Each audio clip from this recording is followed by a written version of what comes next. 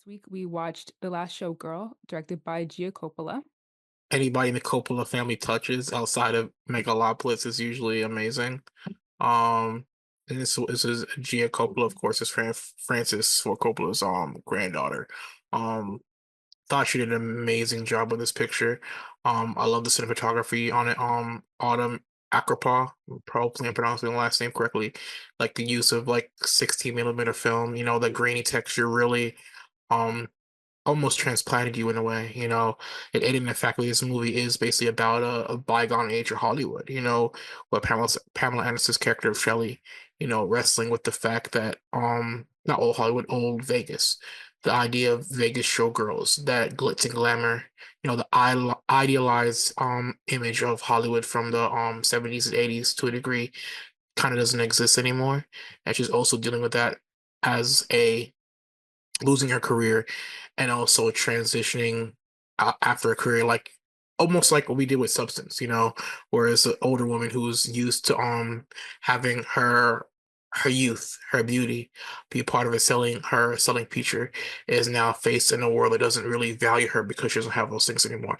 It's very apropos that like in that movie, your lead actress is, Demi Moore, who's beautiful, one of the most beautiful women in Hollywood history. You have Pamela Anderson in that same vein with this role as well. I feel like the Coppolas, especially I'm gonna say the women, keep their characters at arm's length from the audience. So it's very hard to like get close to these characters to really get to know them that well. It's like you kind of just get like images, shadows of like a person, but you're not really getting to who they to like the meat of who they are. Mhm. And I feel like Sophia does that a lot where it's like you're like almost there. Like you're almost close with them, with the characters that she portrays on screen, but you're not quite inside of these people. So they can sometimes just kind of come off as like, I don't know, half baked a little bit. Mhm. And I feel like that's kind of how I view this movie. It's just a little half baked. It's like there's stuff there, but I don't know, it didn't go further enough for me to like, I don't know, really, I don't know, invest in like the film overall, even though I do think the topic of it is really interesting. And I think it's interesting that this movie and The Substance came out at the same year. Um, I mean, during the same year, but I do think The Substance did a better job at telling this kind of story, mainly because they just decided to just go all out and just do something completely extreme and like sci-fi, weird, horror, different. Like I think it accentuated the points that they were trying to make in a way that this movie that was more like stripped down, like very realistic, um, but did not. There wasn't. I feel like the character of oh god, I'm Shelley. Mhm. Yes, that Pamela Anderson plays is. I got to know her the most, obviously, because we're seeing the movie through her perspective. But even with that, there was just like a lot of I think especially when it comes to like the relationship between her and her daughter, there was just a lot there that I couldn't quite tap into because it kind of felt like they were leaving certain things out. Mhm. And this movie could have been longer, but because of the time frame, it's like you kind of had to move along when it came to certain plot points. So we weren't able to go as deep. Like the relationship she has with Dave Bautista, like I wanted to go deeper into that, but we didn't get to see a whole lot of that. We got like one scene where we had like a conversation about like what was going on, what was inferred, but now was confirmed. Like, okay, they had a relationship. Okay, he's a father for a child and they still work together. Like, what's that about? Like, let's talk about that. And it feels like we didn't really get much of that. The relationship with her daughter was interesting, but like again, it's just like we're hitting certain plot points, not plot points, we're just hitting like the cliff notes of their relationship that seems very complicated and strange. That we're only get to see like little glimpses of those moments. And I wish we had more of that too. Because to Mhm. me, that would have really fleshed out the character of Shelley and made her motivations and like why she's doing certain things a lot more clear to me, but because we didn't get a lot of those moments, there were certain things where I was just like, I don't really understand why. this is happening, why certain things happen, or even why she treats the other women that she works with in a certain way. Like the only relationship she has that is like truly close with another woman is Jamie Lee Curtis, her character. But in terms of like Brenda Song and Karen Chika, it's like she almost seems like a mother figure, but like she doesn't want Rebels to be against it, like yeah. she doesn't want to be a mother figure to those girls.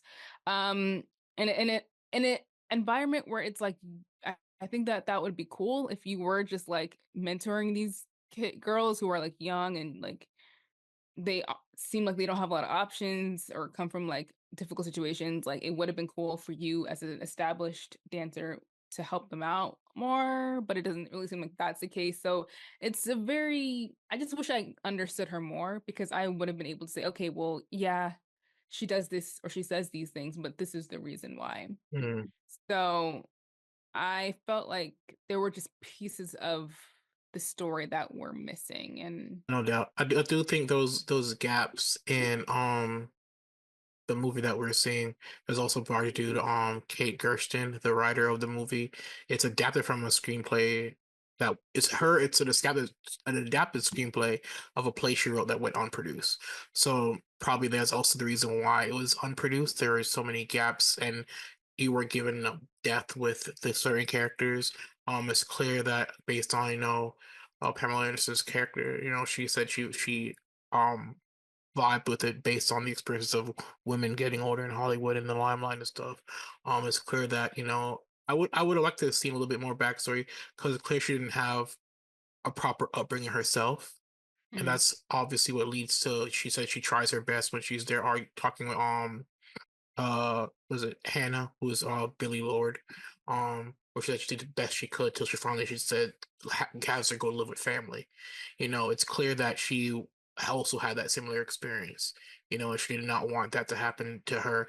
You kind of see glimpses of that come out when she's talking with Jodie, Karen Shipka's character, which is talking about, yeah, my mom doesn't want to answer my calls anymore. And you're like, oh, you just left and you decided to become a dancer. Like, there's things there that she can relate to, that can you can kind of see that just as she's talking with these girls who've kind of adopted her as a mother figure, and with her own daughter, that she's almost like a cautionary tale to them.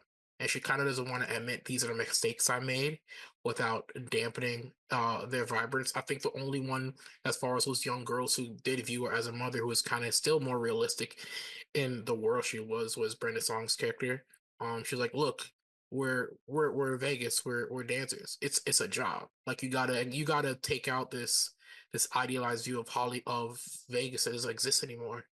Right now we're just trying to make money, because I remember when they were doing the Karen Shipka's character mentioned going to it's not burlesque, but it was like a dirty circus, and it's like, oh, that's gaudy. That dancing is very much grandmother parent. Like, how dare you dance like that? That's so vulgar. And they're like, the world has changed. Like, is the industry like is more leaning more to Cirque du Soleil, more burlesque style dancing. No one's going to Vegas to see the Rockettes, kind of thing. Yeah, and also And like they're dancing at a topless show, so yeah, the irony is like yeah. not lost on Yeah, anyone. but Like, she sees it differently because, like I said, yeah, it's the idealized view of Hollywood. She's talking about not Hollywood of Vegas. Hollywood Vegas doesn't really make matter. It's still the same idealized view. But she's talking about, oh, in 1980 we had 160 people. We had these big reviews. I've been on this show since almost 30, 40 years. She still's thinking that things are the way they are, and they don't function that way. Even Jamie Lee Curtis's character still thinks the same way, where she's able, like, you clear with Jamie Lee Curtis's character, she knows how to be charming and interact with the customers while she's getting people cocktails and drinks to the casino. But because she's no longer that youthful person, the higher ups like, nah, you can go home.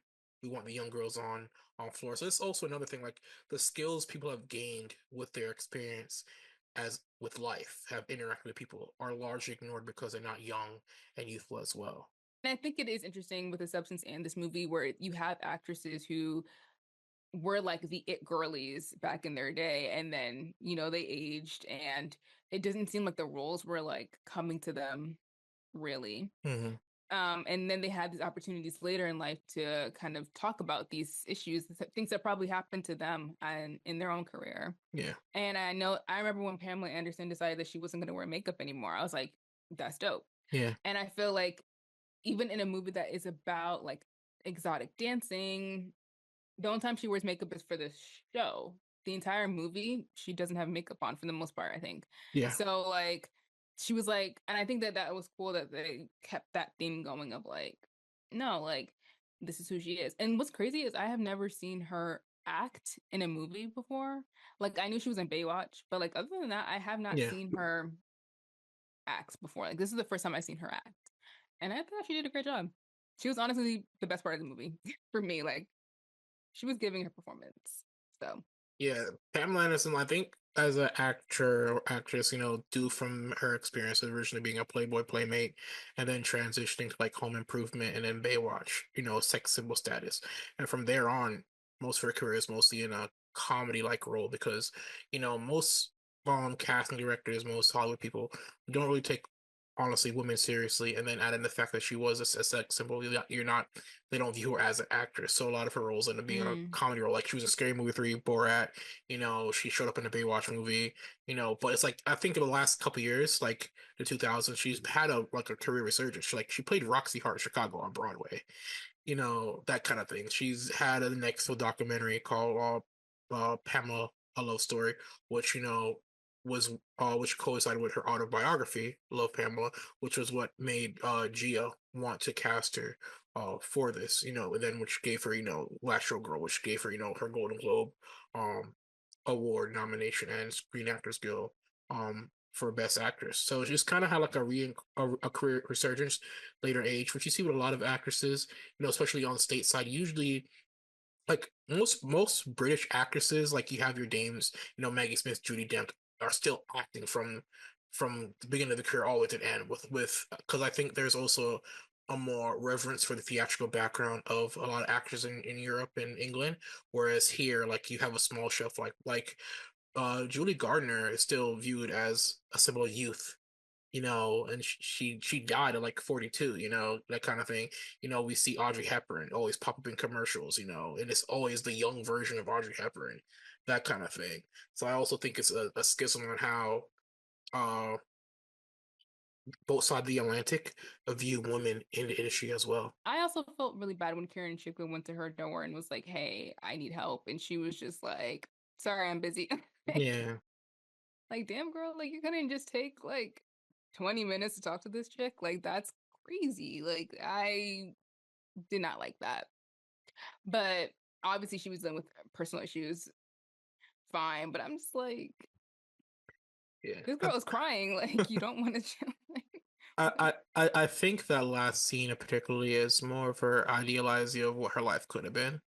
Like you mm, mentioned Jason Schwartzman's character as the audition guy for the role her and Brenda Song were going for, which is funny.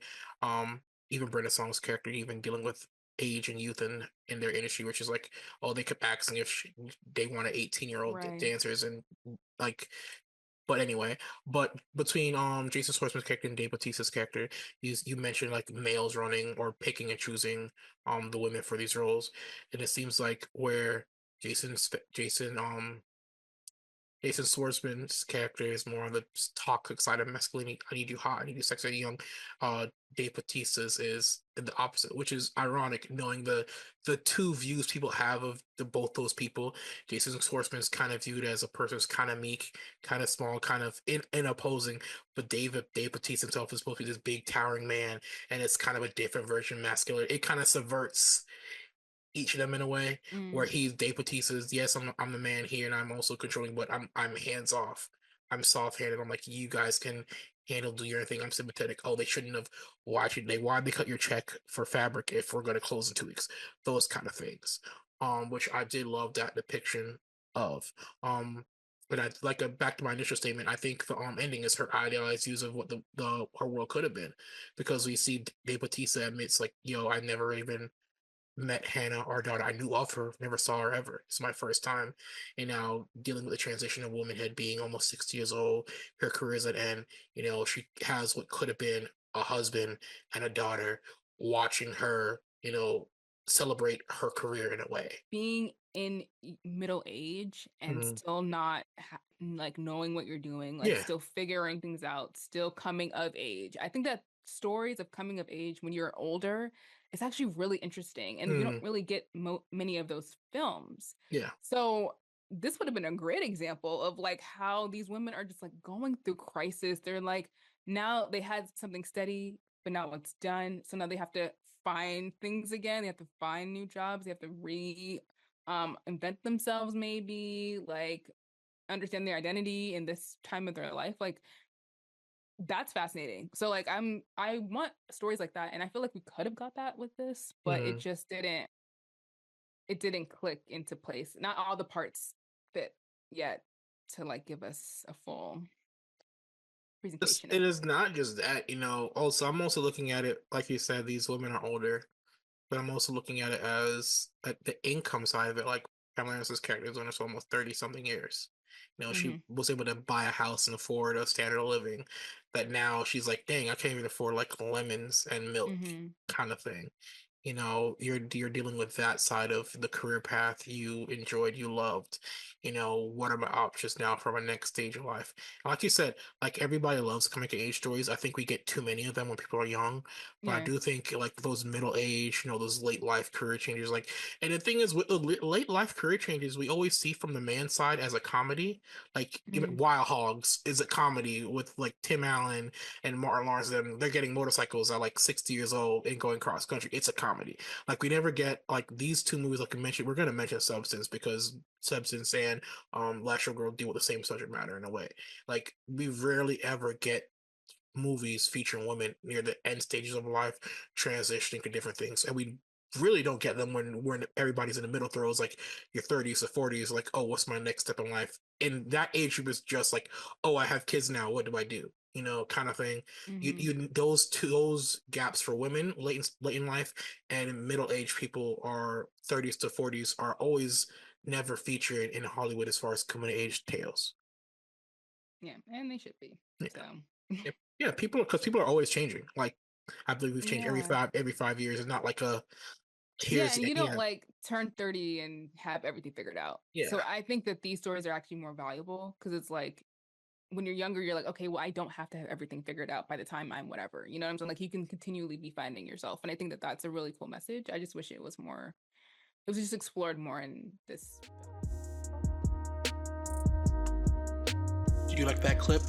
Well, you can listen to the entire podcast because the 16 millimeter Film Crew podcast is available on all major podcast platforms.